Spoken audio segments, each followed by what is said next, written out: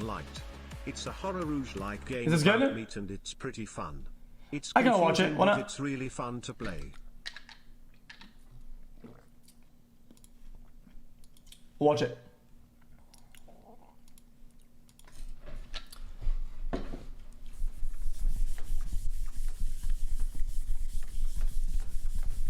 Guys, we watched all the Juicer Vsauce ones. He just kind of stopped doing like those videos and made the Mindfield ones, which are really good too, but they're a little bit different.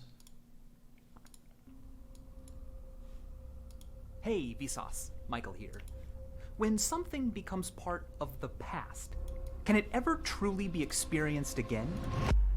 Obviously, my beard will grow back, but it won't be the same beard, and it won't be on the same person. It will be on a slightly older, different Dude, he looks like a grumpy uncle is about to give you a lesson or something. It's so weird. But of course, the bearded Michael of the past isn't completely gone. No, he still exists in our minds as a memory, and in the form of records of the past, like images and video.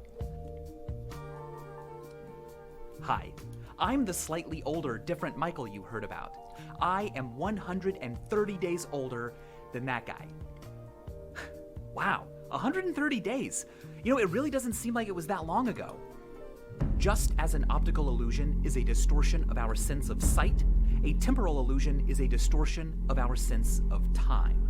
Some seem small, like how a minute spent waiting in line can seem to take forever, but an entire day with friends can just fly by. Some seem deeper, like the uncanny feeling we get from recordings that make people from long ago seem more real than usual, or the strange way time seems to sneak by. Didn't I say this exact thing the other day when we were playing Rust? I said, holy shit, I've been farming for like 1 minute, and it felt like 30, and then a couple hours later, I said the exact opposite. I said, dude, we farmed for 28 minutes, and it feels like we just started. For example, the songs I liked as a kid, Wannabe, Mbop, Semi-Charmed Life, are as old to kids born today as the literal oldies were when I was born. How can that be true? Am I really that old now? I mean, I shouldn't be surprised. I know how time works, but yet I don't. Far from being just mistakes, these illusions are the edges of another dimension of space-time. What do you think? Not one given to us by physics, not one given at all, but one made by our minds.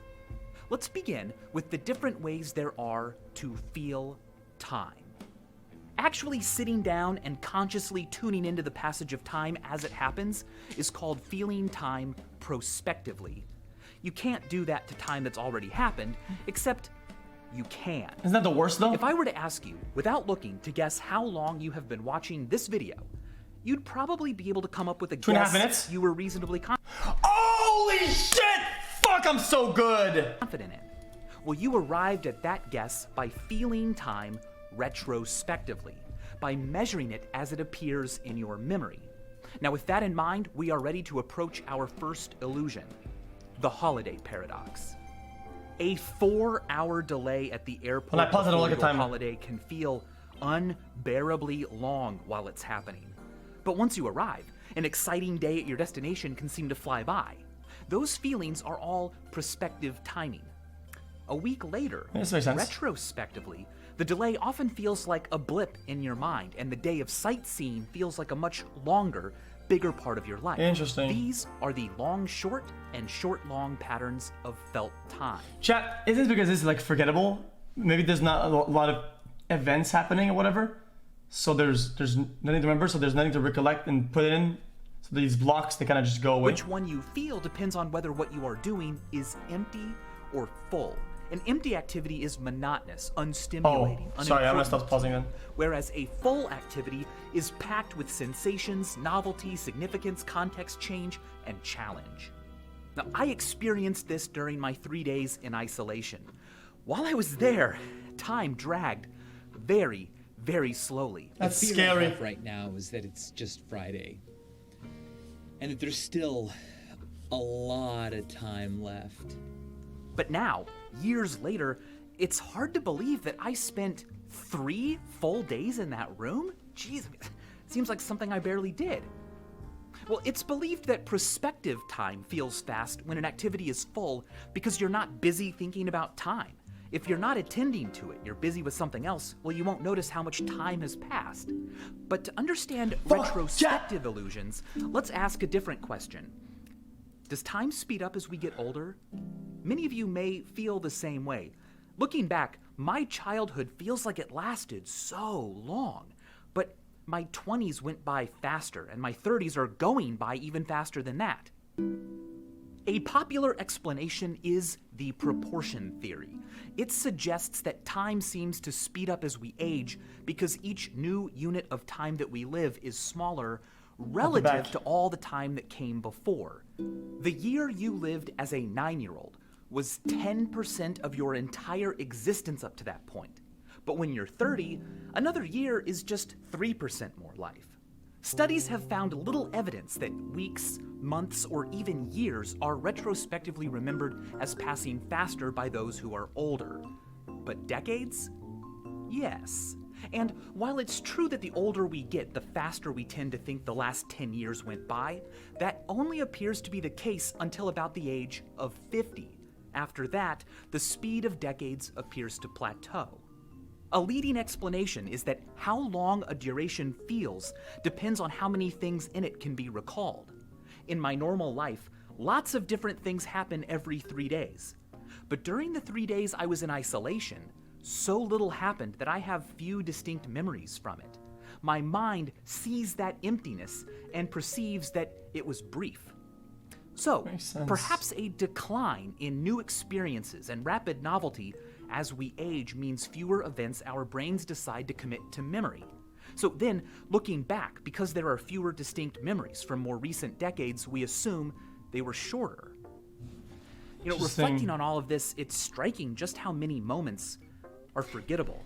Chat, guys, this is a tough video to visualize because sometimes these events or blocks can be in minutes or it can be in hours, days, weeks, months, years, decades. So it's all like stretching and shrinking like all the time. You get it? John Koenig, the author of the Dictionary of Obscure Sorrows, calls the awareness of how few days are memorable oleka.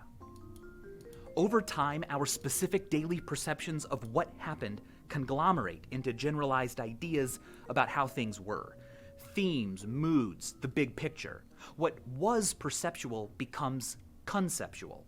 And concepts are good. They lower cognitive load by wringing out details, leaving us with the broader, lighter gist.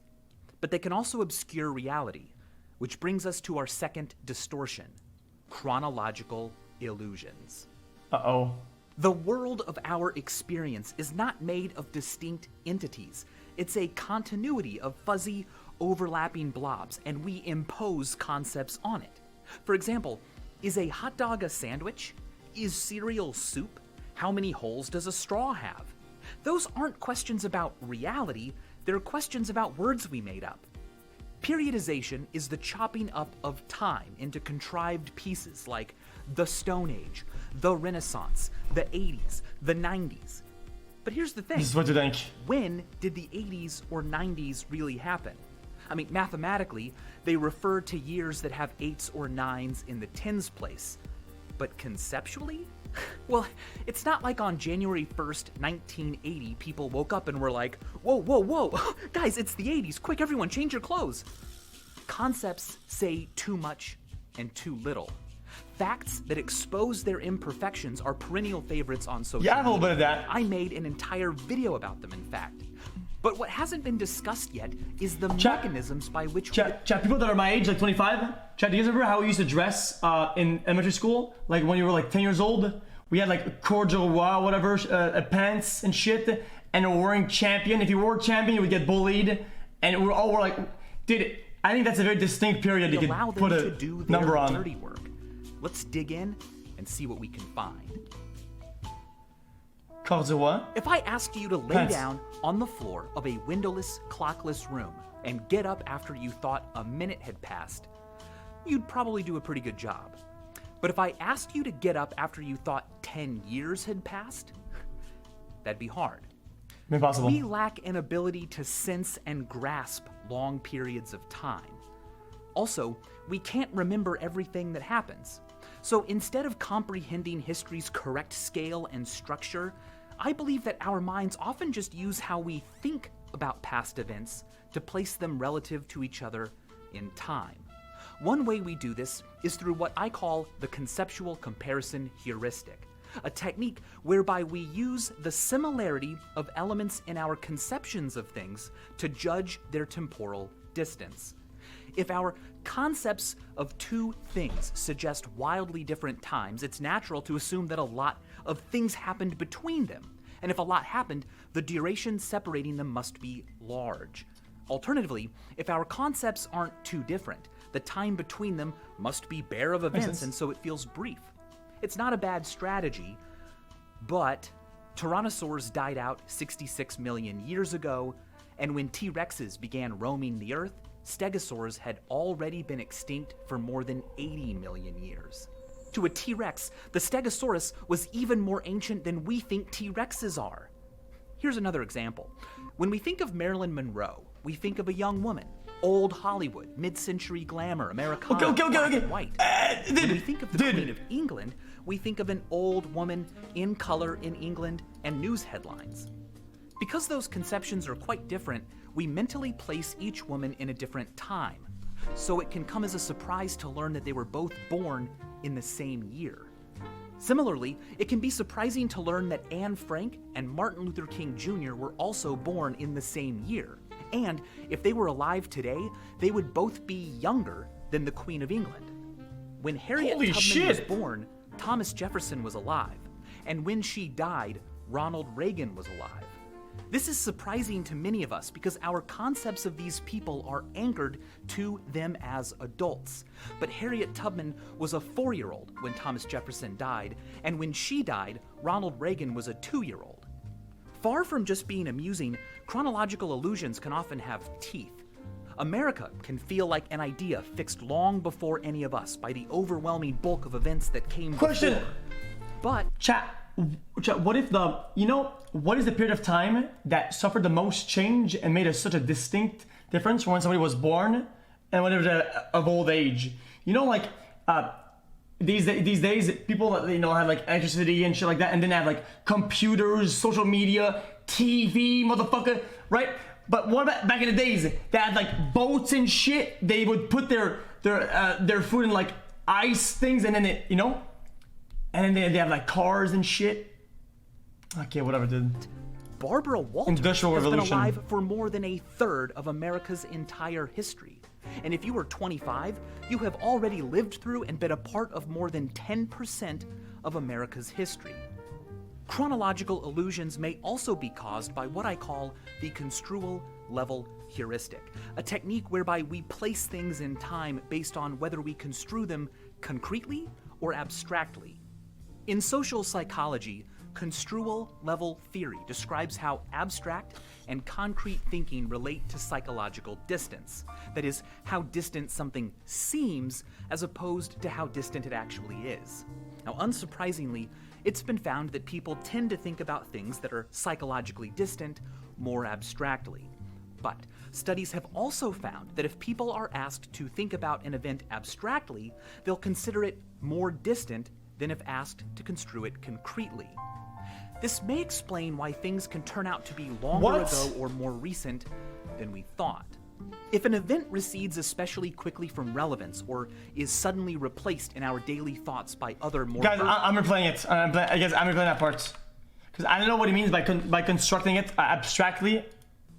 In social psychology, construal level theory describes how abstract and concrete thinking relate to psychological distance. That is, how distant something seems as opposed to how distant it actually is. Now, unsurprisingly, it's been found that people tend to think about things that are psychologically distant more abstractly. But studies have also found that if people are asked to think about an event abstractly, they'll consider it more distant than if asked to construe it concretely. This may explain why things can turn out to be longer ago or more recent than we thought. If an event recedes especially quickly from relevance or is suddenly replaced in our daily thoughts by other more urgent events unconnected to it, our minds may shift its construal to a higher level, making it feel further back in time than it really is. Conversely, if attending to the low-level details of an event continues to be important, our construal level heuristic will make it feel closer in time than it really is. Our third illusion of time comes from the fact that time is always moving forward.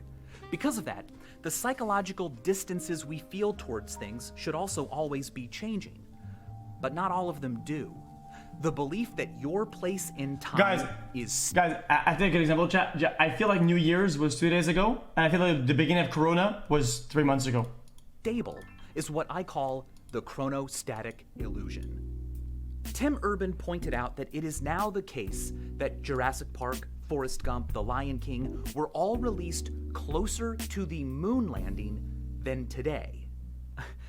As a person who remembers The Lion King being brand new, and remembers feeling at that time that the moon landing was old, this is all very weird. The Lion King seems so much more recent than the moon landing ever did to me. The conceptual comparison heuristic places them far apart.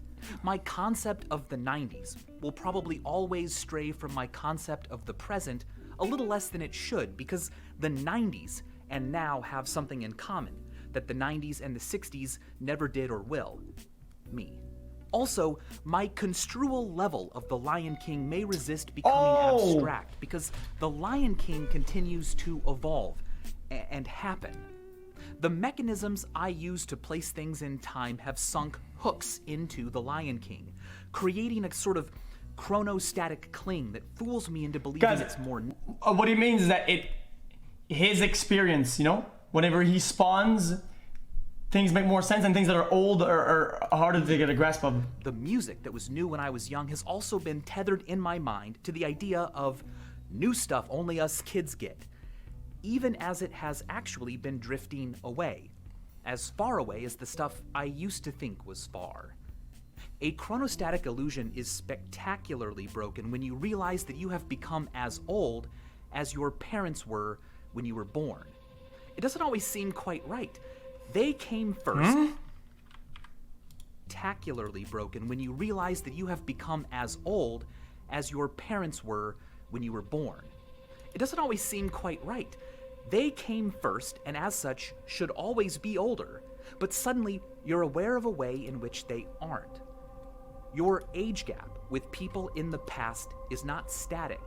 Your parents keep getting older right along with you, but the people they were don't. This can lead to empathetic realizations. They weren't any wiser or more folded into the world then than you are now. Considering the temporal perspectives of other people leads us to a fourth distortion, the chronocentric illusion. The belief that our own relationship to time is the best or only frame of reference. Yeah, but I'm not ready to have that children, it's more though. Important and more real than any other. My grandparents used to tell me about how when they were kids, they didn't have television. And I always thought that sounded so weird. I mean, obviously, I knew it was true, but what the heck did they do with their free time? It wasn't relatable at all. People back I just realized something. Chat, do you guys ever think about the people at your high school that were 2 or 3 years younger, right? And later on, seeing them at another stage, you're like, holy shit, what?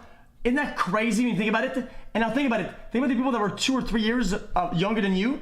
Now that you're 10 years past, you're like, dude, where are these guys? They're actually kind of close to you, but they feel like they're much further back because of the gap at the time compared to your overall age and the gap now. They're right behind you, but you think right now, I think they're way behind. Back then must have been so different, not real in the same way I was.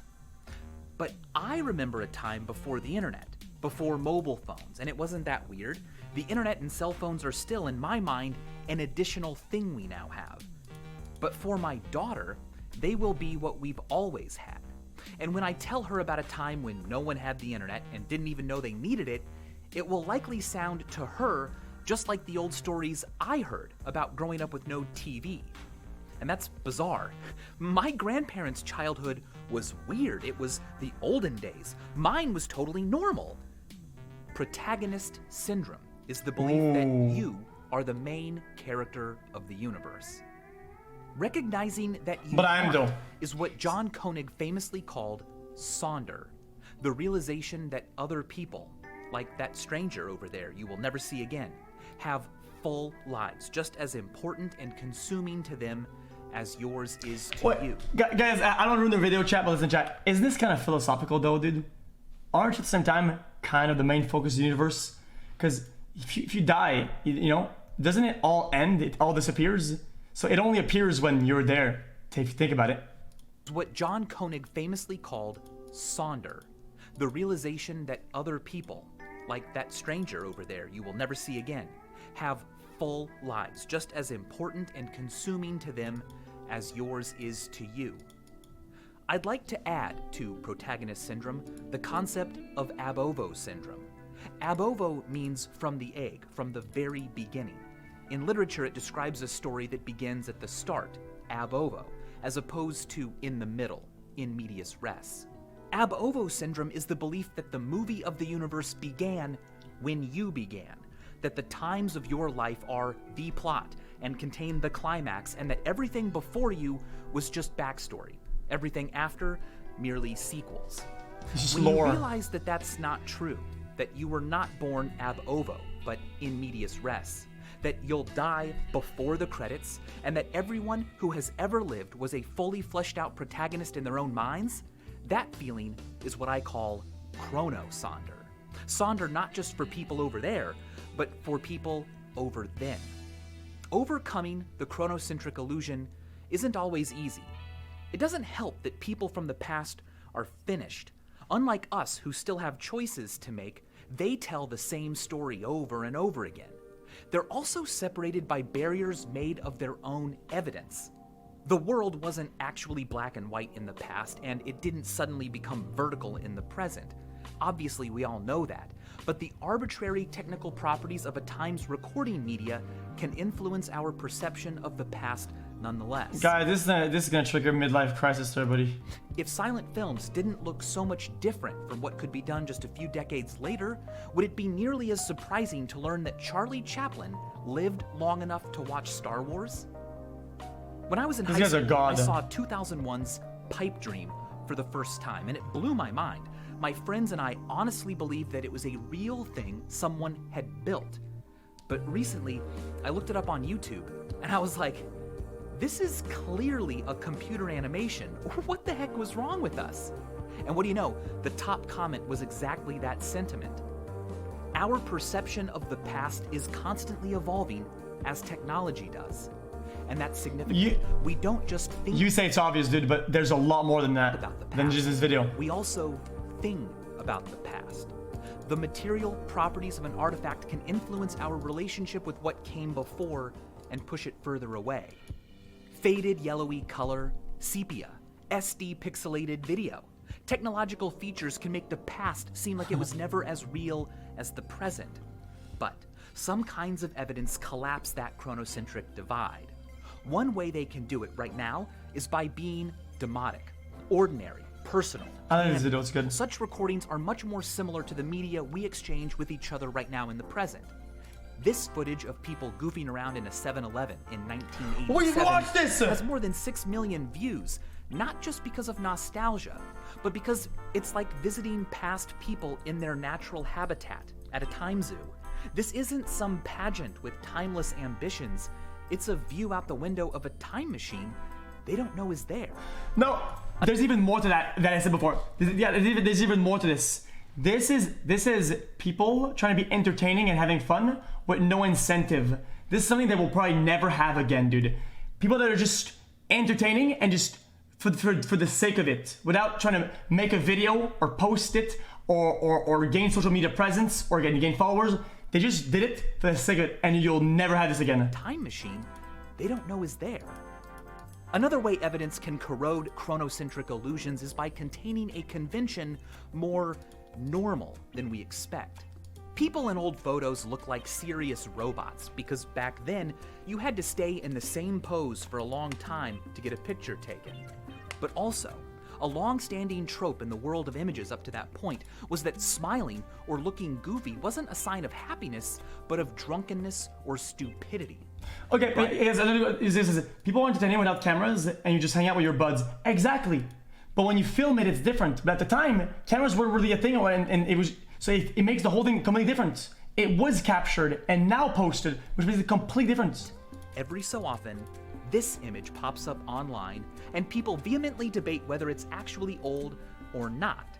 Sure, it's black and white, but the expression seems too normal to really be on a person from the past. It is, however, actually an honest-to-gosh picture taken in the early 1900s, one of the earliest known photographs of a human smiling, in fact. The juxtaposition of an expression someone today might make with a medium that suggests a technology of the past creates an opportunity for chronosonder. The subject is both dead and undead, gone, but not as unrelatably far as we may have thought the past was. Finally, the chronocentric divide can fade when we find the past captured in a medium that was rare at the time but more common now. This is footage taken by an early HD camera of New York City in 1993. It's pretty cool, but there's something almost uncanny about it. Yeah, this is weird. Watching it isn't exactly like time traveling back to 1993, but it looks more like video taken today than many of us expect. With costumes. It's like peering through a telescope. We can see them, but they can't see us. They appear closer, more actual than usual. We lean in to get grasps of what it was like. That's part of the allure of time travel. As L.P. Hartley said, the past is a foreign country. They do things differently there. But it hasn't always been that way. What a jammer, dude. Time travel wasn't a common feature of What song is fiction that? until the 19th century. Not because people hadn't thought of it before, they had, but the past and future weren't rich with interesting destinations in the same way they are to us now. In the year 1008, it wasn't an insult to call someone 1000 and late. 1,000 years ago, the culture and technology around you was unlikely to be foreign to your parents, or grandparents, or great-grandparents, and outside of an act of God or gods, you didn't expect them to be foreign to your children or their children either. Nice. 1,000 years ago, there were no 80s parties because the 980s weren't interestingly different. Pre-modern societies viewed the present as a continuation of the past. Changes were interpreted as temporary disturbances of the natural state. But today, we see the present as something special. Change is significant enough and rapid enough now that we would imagine ourselves quite differently had we been born 10 years earlier or later. Zachary Sayre Schiffman points out, we fail to realize that people before the 18th century did not see themselves this way. Instead of having a history, they regarded themselves as having an unchanging nature or essence, whose full realization might be impeded or impelled, but not otherwise shaped by events. Nostalgia existed, but for moments and places gone simply because they were prior to or away from here and now, not because they were fundamentally different and categorically irretrievable. As the discovery of antiquities and new worlds and new species accelerated, as the invention of new technologies and new ways of recording accelerated, the present became less and less like the past.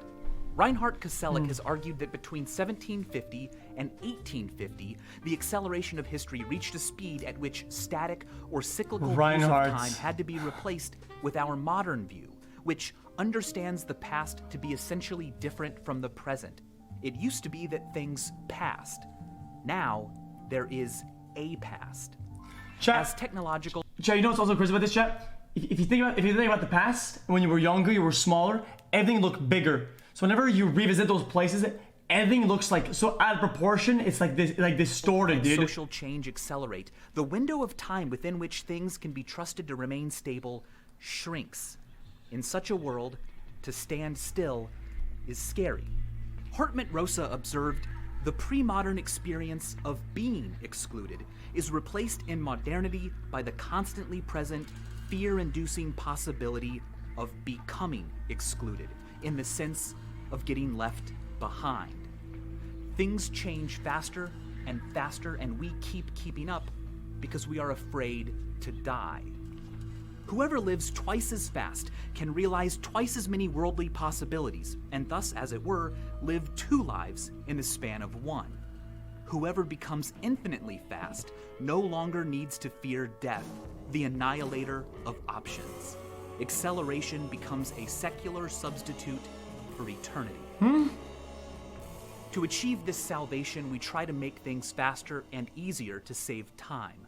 But one of the greatest hoodwinks we ever pulled on ourselves was not noticing that the things we do to save time leave us with less of it and more alone in it. No technological change is only technological. The car allowed people to travel more quickly and whenever they wanted, but once available, it meant people could live further from where they worked. So cities and towns changed, personal associations changed, roads divided neighborhoods, created new opportunities, while ending others. Jobs and industries and cultural forms of Guys, expression. I think a very good analogy for this is World of Warcraft and looking for raid and looking for a group. Back in the days, you had to walk there, you would meet people on the way there, whatever, and now you just wait and you click a fucking button and you spawn there with the whole squad. A whole different society sprang into existence simply because we found a way to move faster. Likewise, smartphones and the internet made kidding, it's a information good analogy. access and communication easier and faster, but that's not all they did. Along with them came new social conventions, new communities, new levels of exposure to ideas and conflict, a new understanding of what it meant to be available. That's a lot to have to adapt to. They even redefined what now is made of. Digital spaces are filled with not just what's being said, but also what has been said. And it's all right there, not tucked into a library across town or on a tiny plaque on a statue covered in bird poop. It's in our hands and outside of time. Things used to acquire signs of age, veneers that tucked them appropriately into their place in time. Now, they're automatically updated to always look like now. Digital spaces are so packed with timeless messages between bygone people that we don't even ask, "Is anyone here?" anymore. Instead, we ask, "Is anyone now?" In order to adapt to all of this, we have to consume information in an increasingly dehumanized, decontextualized, and desensualized way. Each next bit is often unrelated to the last. Our participation is not acknowledged or assumed, and it's all fed to us by machines we don't know and didn't build that only put it in our eyes and ears. The sheer weight of all of this accreting information and its growing accessibility is awe-inspiring. It may even be our purpose. I mean, what else produces such detailed records? Purposefully or not, we record, save, collect, organize, and preserve events like nothing else in the universe. I've said before that if humans were to... Shut up, Switch. Every time somebody says something scientific, I always say true, like I'm approving of a professional or something like that. But guys, it's not like that. I'm just acting like a chatter because I just say true because yeah. Extinct, the sun would still shine, the universe would keep expanding, Jupiter would continue being gassy, but the universe would lose its best autobiographer. But the technologies of this project have yet to address our bodies. Enter the TV paradox. Remember the short-long and long-short patterns of time? Well, a new pattern has been emerging and growing in frequency. Short-short. It was first observed in people watching TV alone. They reported feeling like time flew by quickly. Oh, wow, have I really been watching for 4 hours? But later, they didn't remember their TV session as a major moment of significant import or duration. They didn't attend to the passing of time during it. They didn't feel bored or like time dragged, but they also didn't accumulate a lot of new, significant, memory-worthy experiences. Rapid, stimulating streams of experience provide a fullness that makes time fly by, but fractured, desensualized, one-way experiences feel unconnected to ourselves and our larger life histories. Retrospectively, they don't fill up a lot of space. They burn our time on both ends. It feels shorter during and after. Interestingly, Short has not been found when people engage with content they have connections with. For example, things they own memorabilia of, made friendships through, attended conventions about. So the pace of life may be taking your life from you, but standing could give you your life back. In the future, we will surely find other ways to overcome the negative side effects of the faster experiences we crave. But standing could give you your life back. In the future, we will surely find other ways to overcome the negative side effects of the faster experiences we crave. The development of digital media that engage the other senses, more linked as they are with long-term memory, or that build contexts for us could help. So could surgical solutions, like removing the parts of the brain that make us not like doom scrolling. Probably first, any anxieties What's doom scrolling? will be recognized as a condition treatable with medication. Now, this is all to say that we live in a transitional period. The conquest of space made the world smaller, and now the conquest of time has made our lives smaller. We live after the conquering of time, but before its resurrection.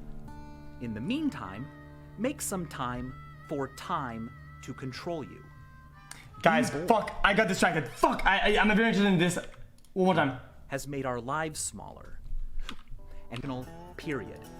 The conquest of space made the world smaller, and now the conquest of time has made our lives smaller.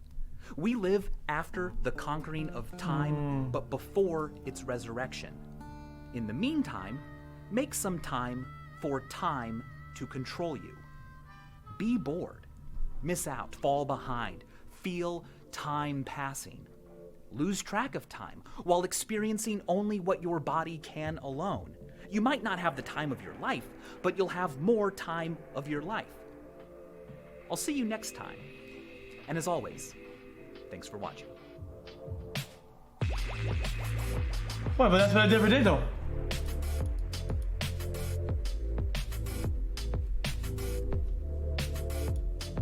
A great way to engage all of your senses is a subscription to our Curiosity Box, a seasonal delivery of viral physics toys, puzzles. Chat, this is a very, very good video, and they curated put a lot of effort into the chat. And I actually, even though we've seen a lot of his videos, people say, "Oh, you guys, what's this guy's channel?" It's Vsauce Michael here, Vsauce Michael here, Vsauce Michael here. Posting it in the chat. Cooked up by us. Our winter box comes with a kinetic torus knot, a device for creating electricity out of produce, try bananas, and lots more. Our mission at the Curiosity Box is to be good for all brains. So we donate a portion of all proceeds to Alzheimer's research and our Inquisitive Fellowship, which just gives money and resources to educational creators so they can make the kinds of videos they want to make. Do your brain a favor and sign up today. I'm really proud of it, and I appreciate all of your support. And as always, thanks for watching. Thanks for making the video, man. Guys, I'm sorry for pausing so much, but guys, I'm actually really interested in it. Guys, I could pause these videos and talk about it for like an hour, dude, because I like it a lot. I think these comments are really fun to think about. I think to give a little bit of perspective. Dude, there's 24 hours in a day, dude, and we barely ever take time to do perspective, you know?